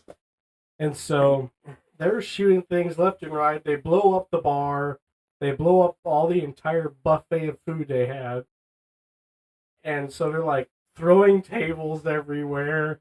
And Peter's like, wait, I want to try this. Then he tries to do the tablecloth trick. And he does it, and he's like, the flowers are still standing. And so finally, Ray tells Peter and Egon to shoot on his mark. Mm-hmm. So Peter shoots first, then Egon, and it's kind of just to get Slimer in this like middle area. And so finally, they manage to capture Slimer in the proton stream. Mm-hmm. And Ray throws down a trap to catch Slimer. And they catch him, finally. And they walk out, and he's like, we came, we saw, we... Adult language. We kicked his butt! Yeah. But it's cooler in the actual movie. Something we forgot to mention is that they are not allowed to cross the proton streams. Yeah. Or they will... I think they said implode? It's a total protonic reversal. It's like everything and all of existence happening all at once, and you're just exploding into a billion atoms kind of situation. Just that kind of normal stuff. Oh, always fun. I did that yesterday morning. Yep. But they walk out and they're like, okay, here's your check for here's your bill for $5,000. They're like, I will never pay that much. I didn't know it was going to be this expensive. And okay. Ray was like, well, I'll just go put it right back in there for you. He's like, no. Wait. I'll do anything. But no. My favorite part is that they originally said 4,000. And then Bankman's like, we have a specialty on proton charging and storage of the beast. That might be an extra 1. So makes me wonder how much their non-proton charging special is. Anywhere from 1 to 40. Probably. And my favorite thing is that they never bring up city damage in any of the movies. And it's only in the video game where they're like, yeah, they have insurance policies on us. The city will take care of it. And I love that because, like, I went to the end of the game and I went into, like, my stats. Mm-hmm. And I checked out how much collateral I had done. I had at least $120,000 worth of damage. I was in the trillions. Oh, were you? What do you mean? I said at least, but that's also been a really long time since I've played it. But yeah, I was in the trillions of damage. I mean, you gotta blow stuff up to get them upgrades. So, yeah, well. The city will cover it. Let's say the city's gonna cover it. Hopefully. This was the 80s. It was the Reagan years. It was all good. Yeah. But at this point, we get like this little montage of their rise to fame, and how New York is just experiencing this gigantic surge of paranormal activity. And there is an adult warning in this montage. There is a dream sequence, which I don't think we should go into detail about. We are not, but just a warning: if you're watching this with kids, prepare to explain the situation to your children, or not explain it to your children, and just tell them he has an active imagination. Yes. But isn't it after this that Zeddemore comes in? As right afterwards, as soon as the montage ends, Winston Zeddemore gets hired. And in this movie, he is the 4th and final member. Yes. And so he gets hired And this is another one of those cuts we were talking about. Yeah. So they're still working on Dana Barrett's case, and Peter goes and visits her. Which she had just got done rehearsing, right? Yes. And so he's like, Nope. We're messing it up already. how is it? Because Zetterman gets hired immediately, Yes. and Ray has him help with some traps, unloading them. That, And so they go down into the basement, and then it cuts to Venkman. because they're doing the traps as the EPA is interviewing Peter. That's why this little section of the movie is really hard to maintain because of how they edited this like 10-15 minute piece. It's so confusing, regardless. It is. So Peter gives her information. He's like, the name Zool is a minion of Gozer, who is a god in Mesopotamia and Sumeria. And so he's like, I think if we get together over dinner, maybe Thursday around 9ish, and we go over our notes, we might be able to reach the conclusion that much sooner. And she actually says yes. Surprisingly. Yes. Which, I mean, like, if Sigourney Weaver asked either you or me out, we'd just be like, yeah, sure, come on. Who am I to say no? Yeah, I was like, we're just gonna reject one of the greatest actresses of all time. No. But it cuts right back to like, so the way the scene works is like, Peter and Ray are just getting back from a job as Winston's getting hired, and so as they cut back to this next part, Peter is still wearing the clothes that were obviously from that job. Yeah, that's what I was trying to say. Yeah. And so he's like smoking a cigarette and everything because they all do smoke. This is the 80s. It's loud, I guess. I think the only one that doesn't smoke is Egon. That is true. But he's like, okay. And so as Peter walks into his office, we meet Walter Peck. Worst. So I have it written down in my notes that in the movie, he is the human antagonist. He is. And there's also the supernatural antagonist, which we'll get to. Mm-hmm. But just right now, he's the human antagonist. And he's pretty much like, I want to know about more what you do here. I want to know what kind of hazardous consequences you charlatans are causing. Because he believes that they're using nerve gases and stuff to make people believe they're seeing these things, and they would have a light show, and you just charge people out the wazoo for it. Right. He's like, either show me this facility, or I will come back with a court order. And then Venkman's like, you come back here with a court order, and I'll sue you for wrongful prosecution. And so he storms off, and while this is happening, Ray and Winston and Egon are downstairs going over the traps and everything. And he says, I've been doing the readings of the parapsychological activity in New York. And he uses this as a Twinkie. And this scene is actually in Go Zombieland. Remember? Because when Little Rock and Columbus are watching Zombieland, or watching Ghostbusters. Oh, that's right. Okay. And so that's one of the other things about, like, maybe he likes Twinkies because of Ghostbusters. We'll never know. I'm sure he'd be happy with a 30-foot long, 600-pound Twinkie, though. And he's like, if the readings were Twinkie, it'd be a 32-foot long, 600-pound Twinkie. And then Winston's like, that's a big Twinkie. And then Pete comes down. He's like, how's the grid holding up? And he's like, and Winston's like, not good. You better tell him about the Twinkie. And Peter's like, what about the Twinkie? Yeah. Which, I don't know. It's a fun scene. So the movie cuts back to Dana's apartment, and they don't explicitly say this, but it's the Thursday night of their date. Yes. And so Dana pretty much is like, she's on the phone with her mom, and she's like, yeah, I'm going on a date with a Ghostbuster, yada, yada, yada. And I can't remember. Did you mention that Tully's having a party? Yes, I did. Okay. And this is the night of Tully's party, and Dana walks in her apartment, and of course, Lewis gets locked out of his own party. He's like, hey, Dana, it's my party. Are you coming? He's like, well, I have a date. And he's like, you made a date?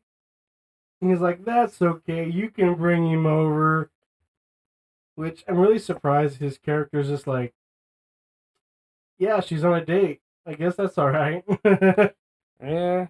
But at this point, there are 2 gargoyles in play right now. Yes. I always forget about that one part. And we already know the name of one of them. One of them is Zool. Zool. And the other one, I want to say it because it's funny. Vince Clortho. And they both play different roles. Zool is the gatekeeper. And Vince Clortho is the keymaster. Yes. And when the two of them come together, they will bring about Gozer. I'm having trouble with names right now. Granted, Gozer's just kind of there. Yeah. Like, they lead up to it being the main antagonist. Yes. But anyways, so Dana's pretty much like just sitting in a chair, and there are 2 versions of this scene. Yes. There is the TV version, and there is this one.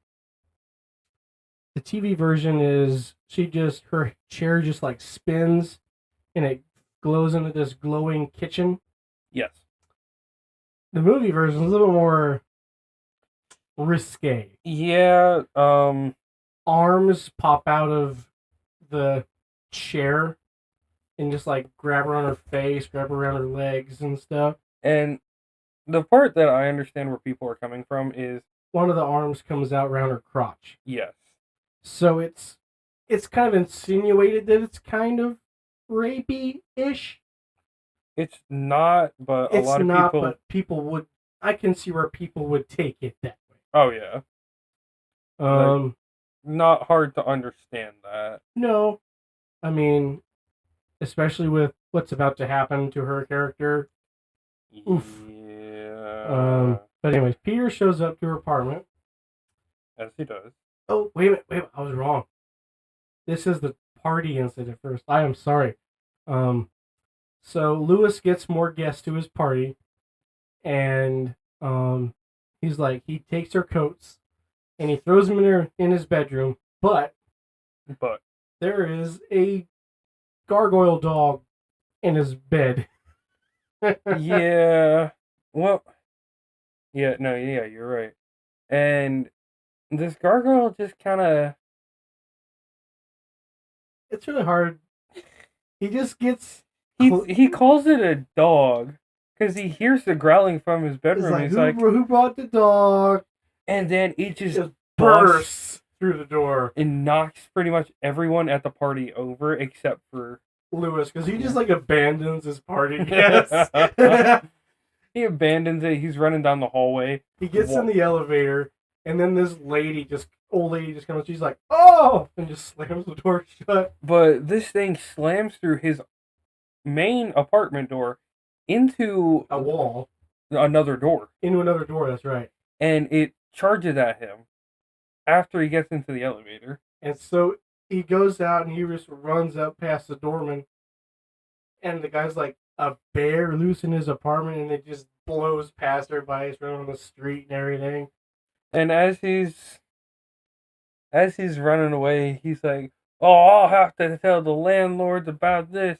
No tenants are allowed to have animals in the apartment." And then he comes across this fancy restaurant where there's like glass and everything. He's just like banging on the glass. He's like, "Let me in! Help me!"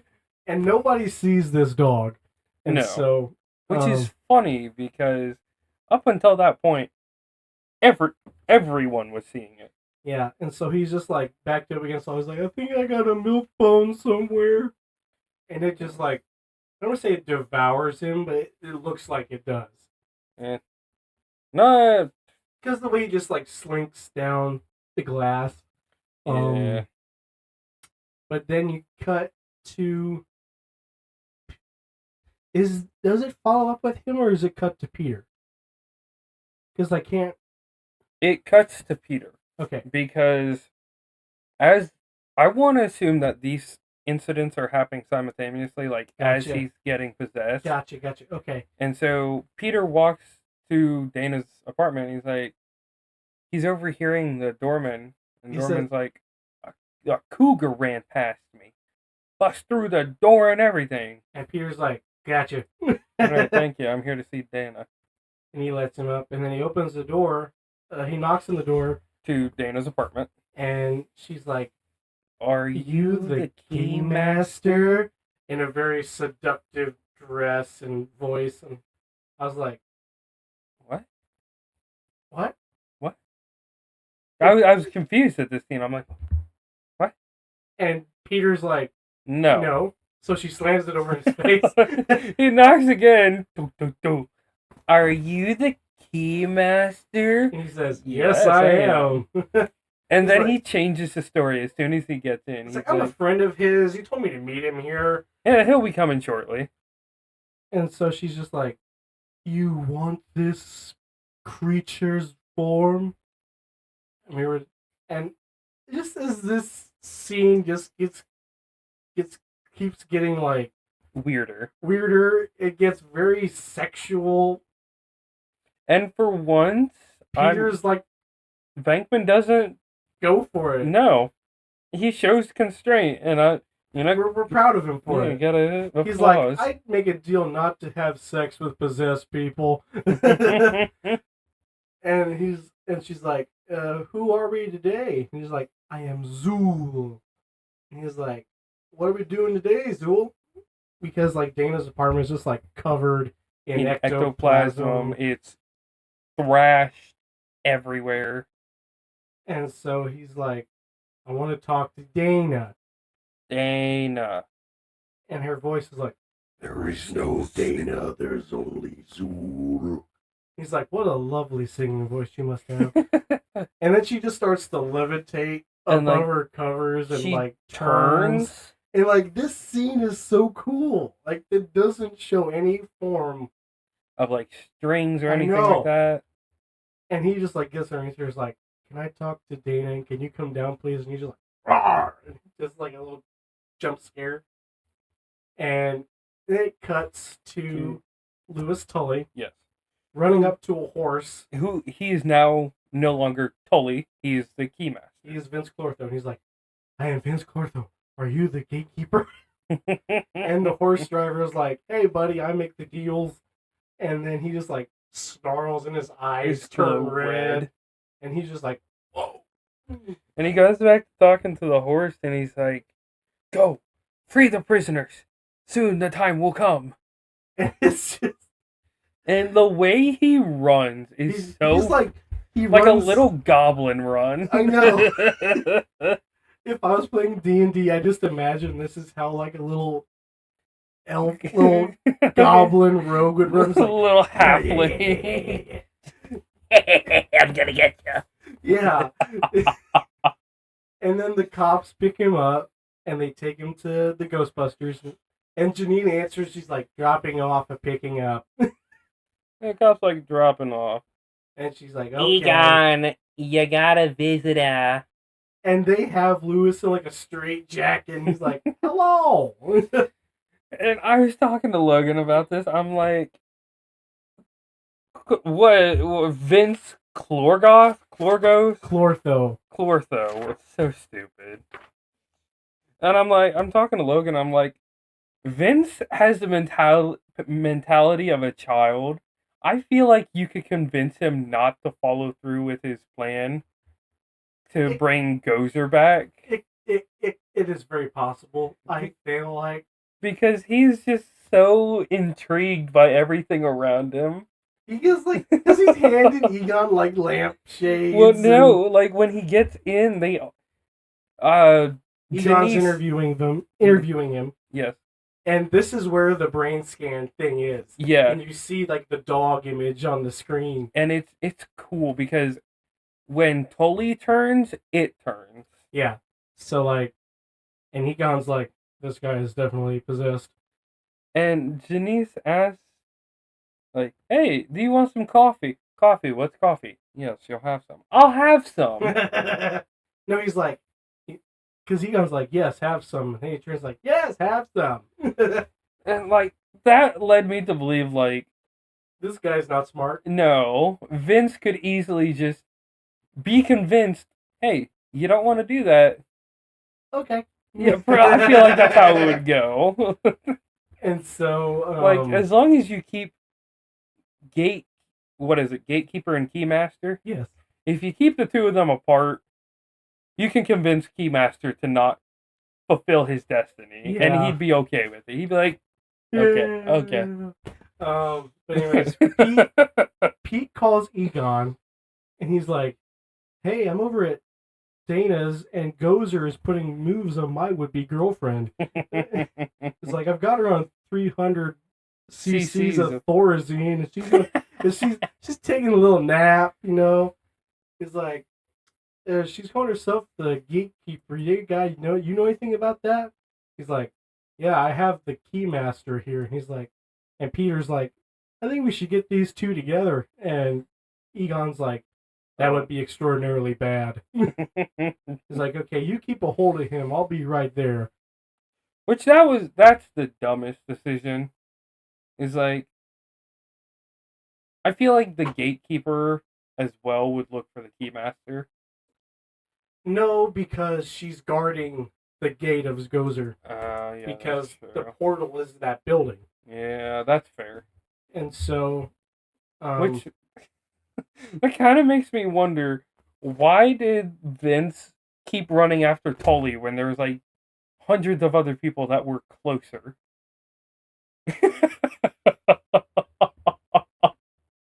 It's probably because he was like, this little squirt through coats on me, I'm gonna get this guy. That and the mentality thing, probably. Probably like, this guy's on my same wavelength. We will be vibing in there in his brain. Hey Vince, you want a bag of popcorn? Popcorn? What's that? You'll have some. I'll have some.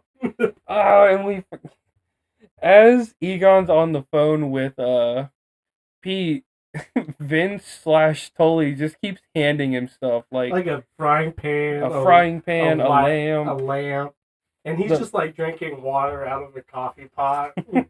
He's just like smiling and like. He's like a curious little kid. I love it. And this cuts to Ray and Winston. They're coming back from a job, and Ray is doing research on Dana's apartment. And Winston's pretty much like, hey man, do you think that this could be the end of days? That is my Winston impression. That's as far as I'm going. Winston's pretty much like reciting the Bible, like, the dead will rise. And the seas will boil. And the sky will turn red. Yeah. And Ray kind of catches on. He's like, holy crap, you might be right. Like, what is it? Judgment or apocalypse? Judgment Day. And yeah, Ray's like, you might be right. He's like, can you turn on some music? I don't want to think about this anymore. So they turn on like this pop, jazz, funky kind of music. Granted, realistically, the only thing that's happened so far is just the dead has been rising. But the rest does technically come to play, I guess. But no, not really. The sky turns black. That's not red, though. I forget. The sea doesn't boil, either. That we know of. Maybe that wasn't in the budget. That was that extra 70 million. Anyways, at this point, it is morning now. And I'm going to guess Pete stayed over at Dana's apartment that night just to make sure she's all right. Yeah, he did. No. He had left. That's right, because he was walking. Yeah. For some unknown reason, but whatever. Because he doesn't have ECTO 1. There's cabs. You think he carries more money on him than he needs? That's fair. He probably carried just enough to get to Dana's apartment. And flowers. Yeah. And that's it. Didn't think of how he was going to get back home. He was probably planning on having breakfast. But that's a different story. So the EPA have arrived with their warrant, and yeah, they're still relevant. Yeah, about 15 minutes afterwards, where you get like an hour's worth of exposition on everything else. They show up and they're like, "Shut down the grid right now." And Peter shows up and he's like, "You do that, we're not responsible." And so they do, because the EPA don't listen to anybody. No, at least in media, they think they're always right. Well, and the funny thing is, as soon as the electrician shuts it off, he's like, "Oh no, crap!" And so they run out into the firehouse, just turns into like this gigantic nuke, and of ectoplasmic entities, and every single ghost that they had caught up until that point is loose, re-released back into the world. And this psychokinetic energy like destroys Dana's apartment, because like this was one of the, I don't think it was like in a foretelling of anything, but like the psychokinetic energy is vital to Gozer's release. I don't remember. That's the way they like play it out as. But anyways, regardless, I want to assume that the gatekeeper did it, destroyed the apartment because of all the energy that was released. Right. Like grabbed some of it for himself and then just Well, that and all the energy is drawing Vince to Zool. Yeah.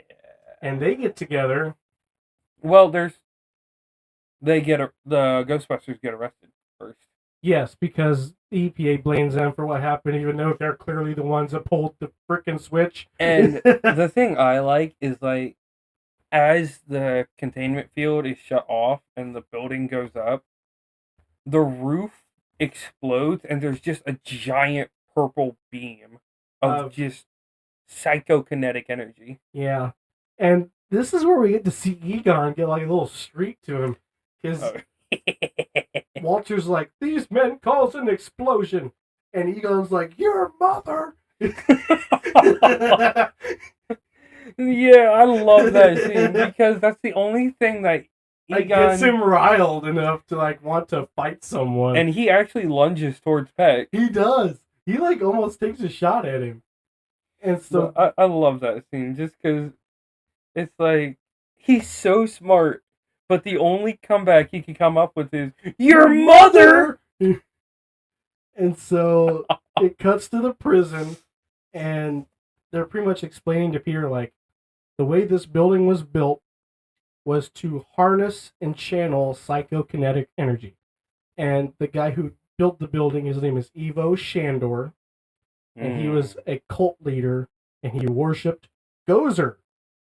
How ironic is that? Where have I heard that name before? I'm sure it'll be somewhere around the line. Where have I heard Shandor before? Ice cream? Shut up. No, you're thinking of Shannon Street. Oh yeah, that's right. Oh well. Little Van Wert inside joke for you there.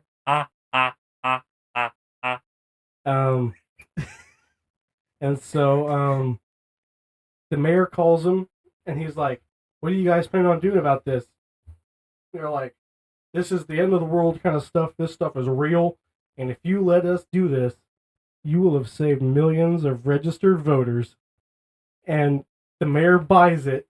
Well, they were in the prison. You said that the mayor called for him? Okay. The mayor's having this gigantic meeting and everything. And Peck's there. He's like, "These men caused an explosion." And there is some adult language in this scene that's kind of jokey, which is one of my favorite parts. Yeah. But anyways, they pretty much agree to help the guys. And they're like, "What do you guys need?" Well, military escort. there are two things that stand out to me. One, Peck is trying to dename them pretty much. Pretty much. Telling, like, hey, these guys started the explosion. It was all their fault. And there's, I want to say, like, a explosion expert. He's like, I've seen thousands of explosions. That has never once been something I've He's seen. like, the walls of the precinct were bleeding. How do you explain that, sir? And then the mayor's like, get him out of there. Get him out of here talking to Peck. And Peter's like, man, I'm gonna send that guy a fruit basket. I'm gonna miss him. And anyways, they arrive at the apartment building With the military escort. Yes, and there's like people praying. There's Jews doing prayer at something. It's just crazy to see how many people are there just trying to like fend off evil. Not only that, but they're also there to see the Ghostbusters. Yeah. And so Pete's pretty much being like the hype man and just being like, yeah, ladies and gentlemen, this is Ray's stance, the heart of the Ghostbusters. Thank you very much. And so they're like, let's do this. And then the ground just breaks and they fall underground. Yeah. And then they climb back up. And they're like, there they are. And he's like, so they want to play rough. So yeah. they proceed to climb up the stairs. Which, something we didn't mention before the whole Gozer the Gozerian thing. Mm-hmm. The gatekeeper and the keymaster did get together. And it's kind of insinuated that they slept together. Yeah, because when you find them, like Vince's belt's unbuckled, this whole movie is really much based on innuendos and insinuations. It's just like, there's the clues are there. You can put together what happened. Yeah, there's nothing explicit in this movie by any means. No. But like they just comedically like put it together in like that 80s kind of fashion. But that was something I feel like should be mentioned. Is like, hey, there is the innuendo there.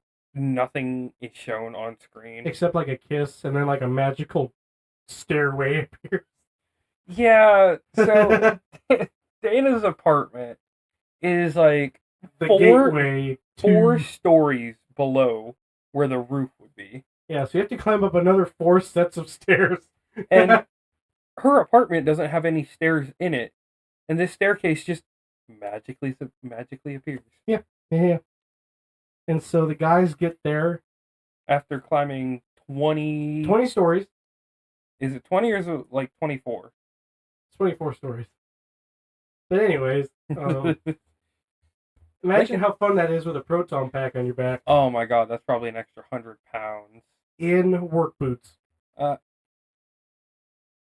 comfortable are the work boots? They didn't look very comfortable.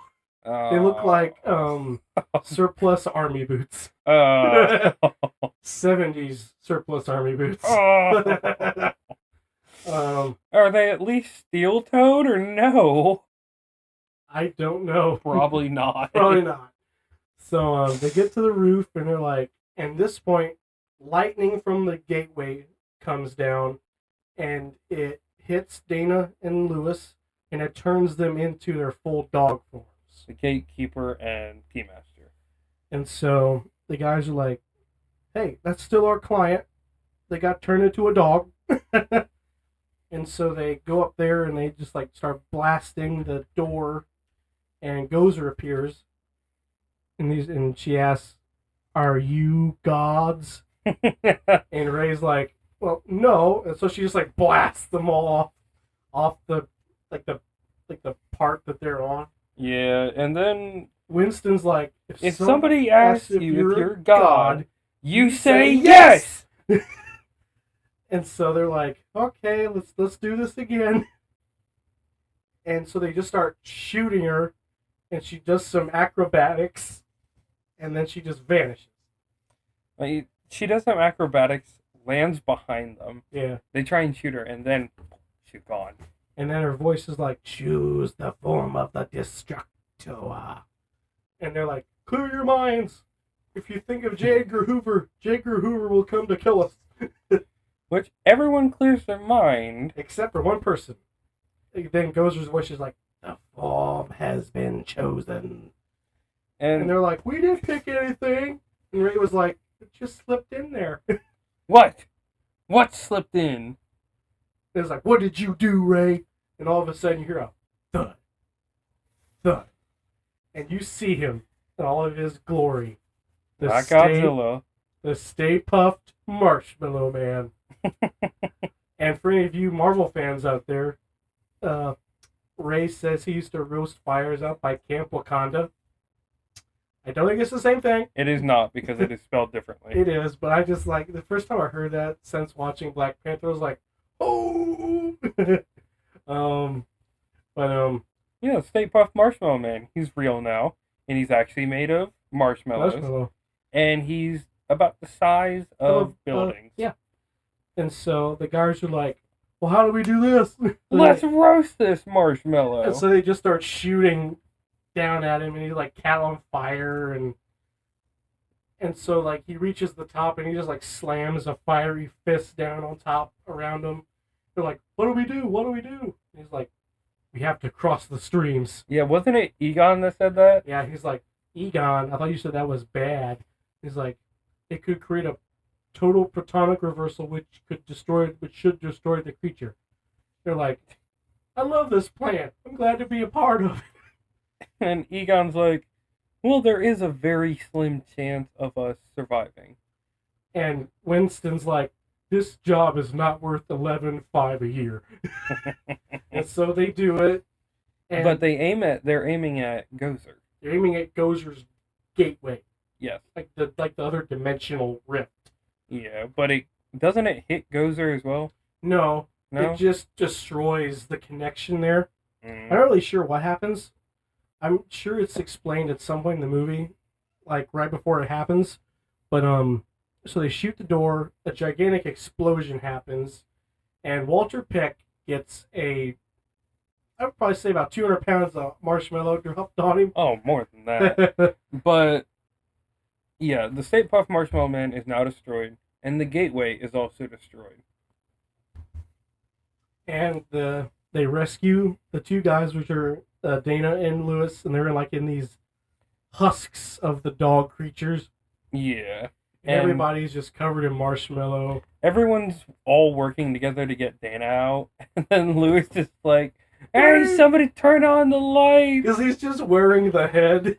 And Venkman's like, hey, go help the little guy out. And so they help him, and he's like, who are you guys? And we're like, we're the Ghostbusters. And he's like, who does your taxes? And so they go downstairs, and there's like a gigantic ambulance and everything just like ready to help them. And they all just like walk off like heroes, and Lewis just gets taken by the Red Cross, and he's like, I want to go with those guys in the car. They didn't get put in the ambulance. They got in ECTO 1. I mean, like, there was like first responders there to help. But like Lewis gets taken to the ambulance. And they're like, hey, I want to go with those guys. And they just drive off to the Ghostbusters theme song. And we forgot to mention, Dana and Peter got together. They shared a kiss. Yep. And that's the movie. Yeah. Cinematic masterpiece. Yeah. To some degree. Yeah, it's something. A cinematic masterpiece that did not win an Academy for editing, that is for sure. Yeah. All right. You have any questions? I did. Okay. Shoot. Who,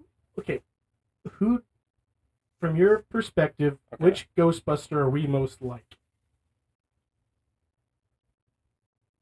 Honestly, we're probably both like a combination of Ray and Peter. Yeah. Because Egon's too smart for us, let's be honest. Oh, absolutely. And Winston is just too nonchalant. Yeah. We're definitely high strung like Ray, and we're just like meh like Peter. We're walking contradictions. No. If anything, we're both more like Peter in general. Yeah. Do you have any questions? Who is your favorite Ghostbusters? It's a tie between Ray and Peter. See, for me, solid, it's gotta be. I'd have to say Egon. Yeah, it's just because his quirkiness is just so lovable. And then between the other three, it's like a three-way tie. Right. My last question is: if you could pick what car to make ECTO 1, what would it be? And if you want to keep it the same, that's fine. Oh God, you know I'm not good with cars. I know. I'm sorry. Honestly, I would keep it the same. I would keep it the same. It's just so perfect as it is. And they also develop it more in the game. Yeah. They have like a gigantic trap on the top. Which we don't really see it used anymore, like the regular traps after Slimer. No. Like Slimer, it's like insinuated in a yeah, couple but like scenes, we don't see them. Yeah. They're just full. Yep. But in the game, Ecto 1 has a giant traps on it on the hood of the car. Yeah. Is there anything else you want to add? Do you want to tell them to the people what our next movie is? Hold on. I had another question. Oh, okay. If you were a ghost, okay, here's what it was. If you were forming the Ghostbusters team, like kind of how the New Empire and the Frozen Empire did it, Mm-hmm. like the other four were still around, but you found their gear, who would be the other three that you would choose? Like people I know, or Yes. I'd have to give one to Hunter because he would like curse my soul if I didn't. Probably give one to you because I know you'd always have my back no matter how scary the situation is. You're like, oh, never mind. Here, get your proton back. I'm going home. That's the giant marshmallow man. Here, you can have this back. I quit. And probably Carly, just because she's just be like, take this. Honestly, I just hold my phone up and just watch her trying to shoot. It'd be like a TikTok famous video or something. See, I would have to say, obviously you, and then a couple of my friends from high school, because they were like really big nerds like that as well, and they're really smarter than I am. Yeah, it doesn't take much to be smarter than us. Yeah.